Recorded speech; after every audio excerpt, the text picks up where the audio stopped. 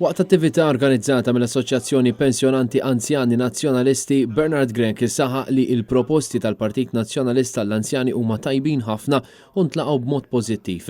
U fakkar kif il-ġenituri tiegħu li llum huma anzjani rawmu fih valuri sbieħ ta' sens ta' sagrifiċċju u ta' apprezzament u allura ma jista' qatt jinsa minn fejn beda. Il-kap tal-Partit Nazzjonalista spjega li dan jispirah biex ikompli jaħdem ħalli jtejjeb il-qagħda tal-pensjonanti f'pajjiżna.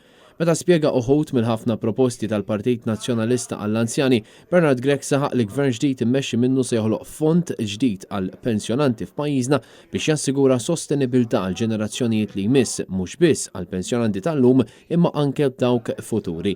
Bernard Grenk wiegħed li l-Partit Nazzjonalista se jindirizza l-għoli tal-ħajja, se jsaħħaħ il-pensjonijiet u se jwaqqaf l-anomaliji. Dan fil-waqt li l-Partit Nazzjonalista ser jinċentiva lill-anzjani li jixtiequ jibqgħu jaħdmu anke fl-età tal-pensjoni. Din l-attività kienet indirizzata wkoll mill-Viċi Kapijiet tal-Partit Nazzjonalista Robert Arrigo u David Agius. Attenda wkoll is-Segretarju Ġenerali tal-Partit Nazzjonalista Michael Piccinino.